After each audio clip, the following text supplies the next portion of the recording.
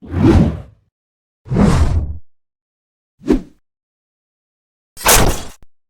yang pertama ada pertanyaan dari penanya yang di Bekasi. Assalamualaikum warahmatullahi wabarakatuh.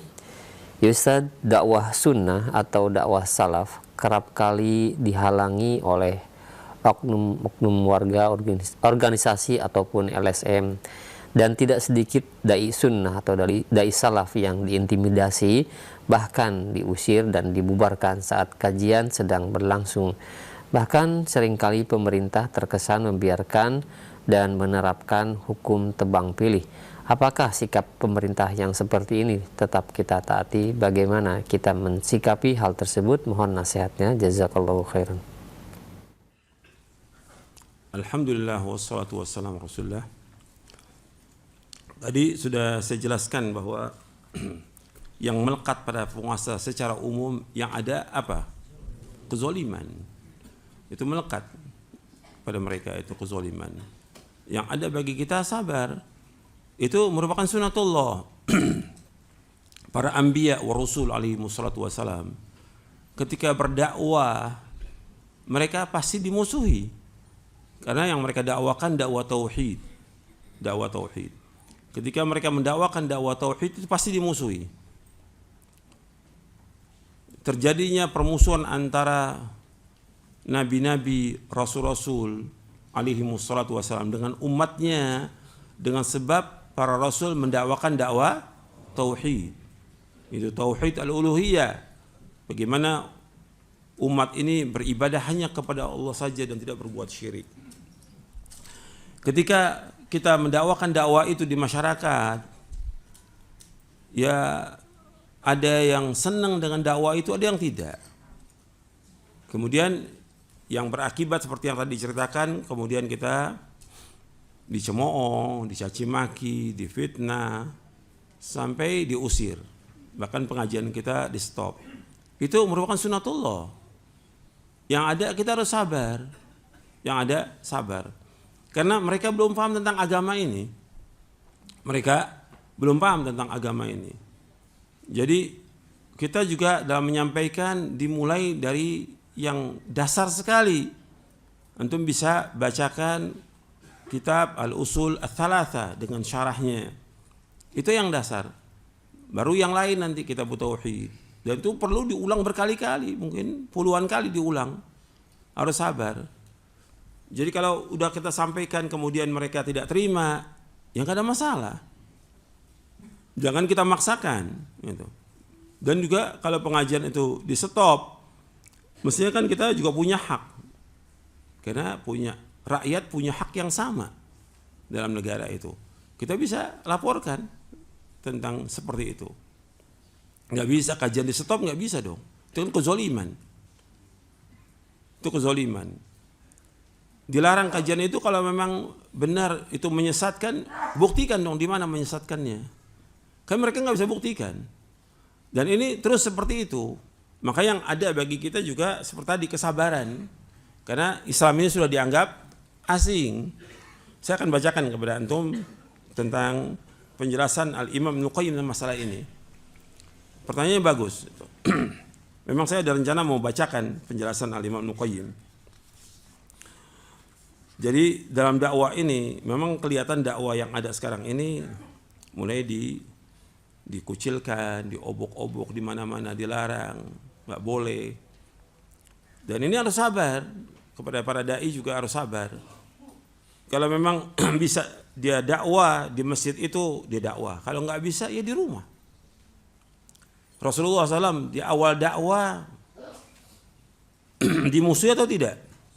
Musuhi, dikejar-kejar, para sahabat juga disiksa, Bilal disiksa, Ammar disiksa, Yasir disiksa, Sumayyah disiksa sampai dibunuh.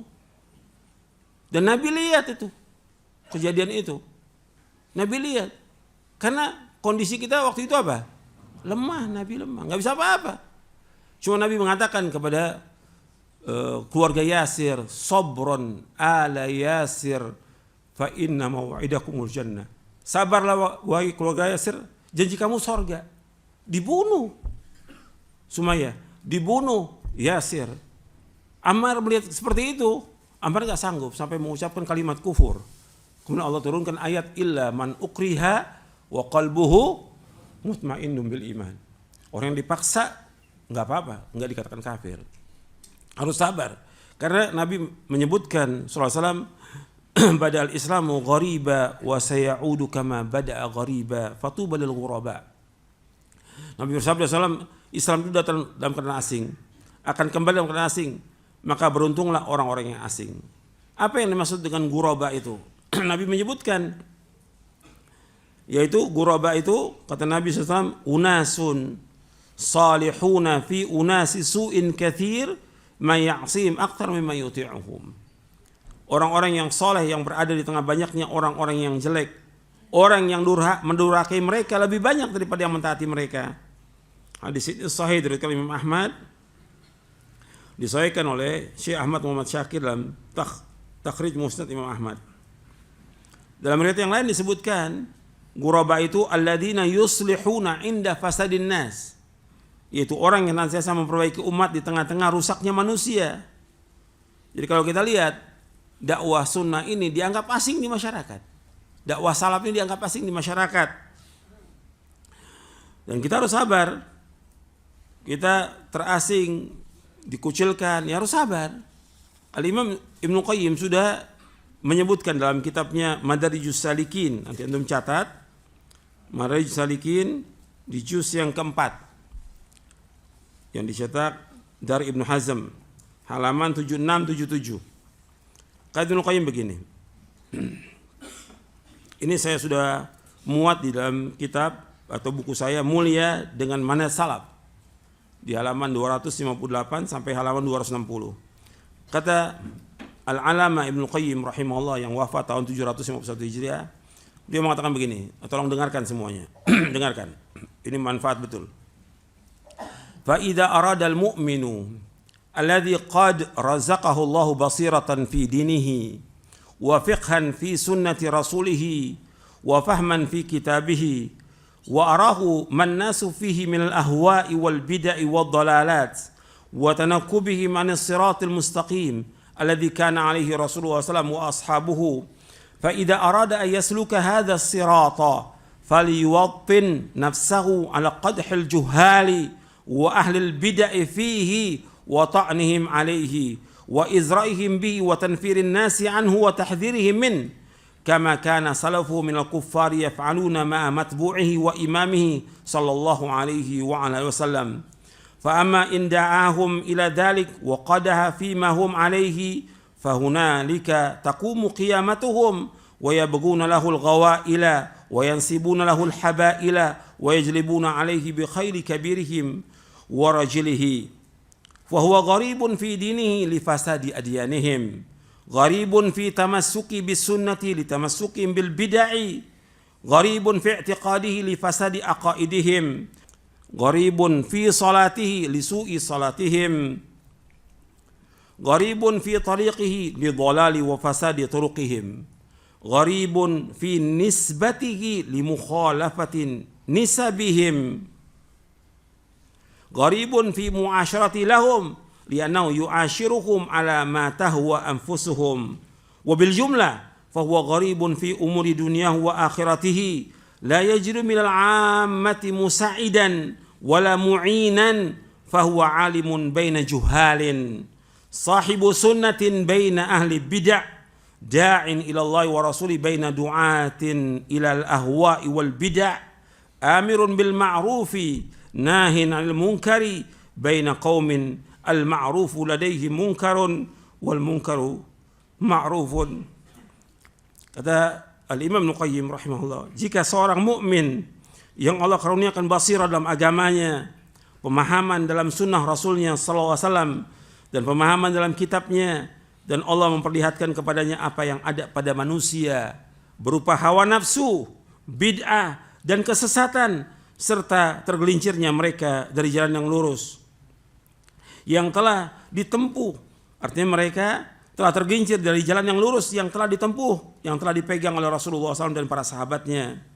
Maka seorang yang ingin melalui jalan yang lurus ini, hendaklah ia mempersiapkan diri untuk menghadapi cacian, celaan, cemoohan orang-orang bodoh dan ahlul bid'ah, yang mereka tidak segan-segan memprovokasi dan menghasut manusia dan mentahdir agar agar kaum muslimin menjauhi dirinya, seperti yang dilakukan nenek moyang mereka dari orang-orang kafir terhadap panutan dan imamnya, yaitu Rasulullah SAW. Adapun jika ia mengajak mereka kepada kebenaran serta mengkritisi apa yang mereka lakukan, artinya dari perbuatan-perbuatan syirik, bid'ah, adat istiadat yang menyimpang dari syariat, apabila dia mengajak kepada kebenaran serta mengkritisi apa yang ada pada mereka yang mereka lakukan, maka di saat itu terjadilah kiamat bagi mereka. Yakni mereka sangat marah, sehingga mereka pun segera menyusun strategi untuk menjebak dan mencelakai orang yang mendakwakan dakwah sunnah itu dengan mengarahkan pemimpin dan pasukannya. Maka orang yang mendakwakan dakwah sunnah ini menjadi asing dalam agamanya karena rusaknya agama mereka. Menjadi asing dalam berpegang kepada sunnah karena kuatnya mereka berpegang kepada bid'ah. Menjadi asing dalam akidahnya karena rusaknya akidah mereka. Mereka mengikuti akidah yang sesat. Mereka menyembah kubur, percaya kepada dukun-dukun, jimat-jimat. Mereka tidak percaya tentang Allah di atas arasy dan yang lainnya. Ini akidah yang rusak mereka ini. Dia menjadi asing dalam sholatnya karena buruknya sholat mereka. Asing dalam sholatnya karena buruknya sholat mereka. Kita mencontohkan sholat sesuai dengan sunnah Nabi, mereka tidak. Asing dalam jalannya karena sesat dan rusaknya jalan mereka. Asing dalam nisbatnya karena bertentangan dengan nisbat mereka. Kita nisbat mereka kepada Quran dan sunnah ala fahmi salaf. Kalau mereka nisbatnya kepada pemimpinnya, kepada kelompoknya, dan yang lainnya. Asing dalam interaksinya, arti muamalahnya kepada mereka karena dia memperlakukan mereka dengan sesuatu yang tidak cocok dengan selera mereka. Secara garis besar dia menjadi asing dalam urusan dunia dan akhiratnya. Dia tidak mendapatkan orang yang membantu dan menolongnya dari orang-orang awam, maka ia adalah alim di antara orang-orang bodoh. Dia pembela sunnah di antara penganut bid'ah. Dia seorang dai yang mengajak kepada Allah Rasulnya di antara para penyuruh yang mengajak manusia kepada bid'ah dan hawa nafsu. Orang yang memerintahkan kepada kebaikan dan melarang dari yang mungkar di tengah-tengah masyarakat yang menganggap kebaikan sebagai kemungkaran, sementara yang mungkar mereka anggap sebagai kebaikan. Kata Ibnu Qayyim, di sini harus sabar kita. Ini kita asing dengan masyarakat dan mulai dilarang pengajian-pengajian sunnah di mana-mana. Bahkan masjid-masjid nggak boleh diadakan pengajian sunnah. Harus sabar. Ini cobaan. Maka kita introspeksi pada diri kita. Yang paling besar semua kesalahan disebabkan karena dosa kita. Wa ma asabakum min musibatin fa bima kasabat aydikum wa ya'fu an katsir. Apa saja musibah menimpa kalian dengan sebab dosa kalian dan Allah banyak memberikan maaf. Introspeksi bahwa kita banyak salah, kita banyak dosa. Mohon ampun kepada Allah dan laksanakan apa yang bisa kita lakukan. Meskipun nggak dikasih kita pengajian di masjid atau diusir, sabar. Itulah sunatullah dan pasti Allah akan tolong. Nggak mungkin Allah biarkan hambanya, pasti Allah akan tolong. Cuma perlu waktu, tolong. Karena Allah sudah berjanji akan menolong hambanya. Wa kana haqqan alaina nasrul mu'minin, dan wajib atas kami untuk menolong orang mukmin. Dan Allah juga berjanji, in tansurullah yansurkum wa yutsabbit aqdamakum. Jika kalian menolong agama Allah akan tolong kalian dan Allah akan menguatkan kalian. Allah juga berjanji, inna lanansuru rusulana walladzina amanu fil hayati dunya wa yauma yaqumul ashhad. Kami akan menolong rasul-rasul kami dan orang beriman dalam kehidupan dunia dan nanti di akhirat. Cuma perlu sabar, pertolongan pasti akan datang. Gak mungkin ahlul bidah, penguasa yang zalim akan terus menguasai kita, gak mungkin. Pasti ada waktunya Allah akan menangkan agama ini, pasti. Wa tilkal ayyamu nudawilu bainas. Hari-hari itu kami putar di antara manusia. Antum lihat Imam Ahmad bin Hanbal rahimahullah disiksa. Di zaman semua orang ini luar biasa, sunnah itu kuat. Tapi begitu penguasanya zalim, ada ulama su', disiksa Imam Ahmad. Karena mempertahankan bahwa Al-Quran kalamullah, ghairu makhluk. Quran kalamullah bukan makhluk. Disiksa, masukin penjara, disiksa lagi terus seperti itu.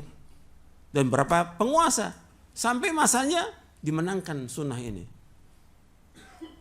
Sampai yang hadir pengajian Imam Ahmad ribuan orang. Jadi ada waktunya, tapi harus sabar, sabar. Ya, saya pikir ini yang bisa saya sampaikan dan bermanfaat untuk saya untuk sekalian. Wassalamualaikum Muhammadin sallallahu alaihi wasallam wa akhiru da'wana alhamdulillah rabbil alamin subhanakallahumma bihamdik asyhadu an la ilaha illa anta astaghfiruka wa atubu ilaik. Assalamualaikum warahmatullahi wabarakatuh.